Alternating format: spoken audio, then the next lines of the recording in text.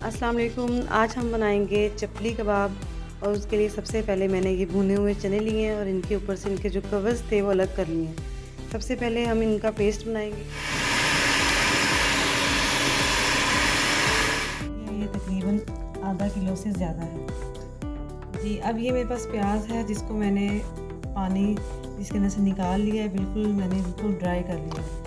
इनको पहले मैंने क्रश कर लिया था, उसके बाद इनको बिल्कुल सही से निचोड़ लिया है ताकि जो इनका पानी है वो बिल्कुल इनके अंदर से खुश्क हो जाए। पेस्ट है लहसुन अदरक का पेस्ट और साथ में कुछ सब्ज़ मिर्चें हैं और कुछ सुर्ख मिर्चें हैं जो कि इसको बहुत अच्छा फ्लेवर देंगी और बहुत अच्छा कलर देंगी। बस 2 टेबल स्पून जो है ये मैंने अनारदाना भिगो के रखा हुआ था जिसको मैंने बारीक पीस लिया है, वो भी मैंने इसके अंदर मिक्स किया है।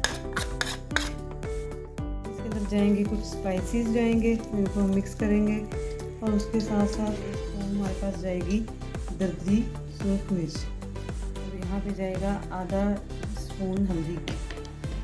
अब हम इसके अंदर मिक्स करेंगे नमक तकरीबन 1.5 टेबल स्पून। इसके अंदर मिक्स करेंगे 1 अंडा। ये जो चने थे जिनका हमने पेस्ट बनाया था भुने हुए चनों का, अब हम इनको मिक्स कर देंगे ऊपर।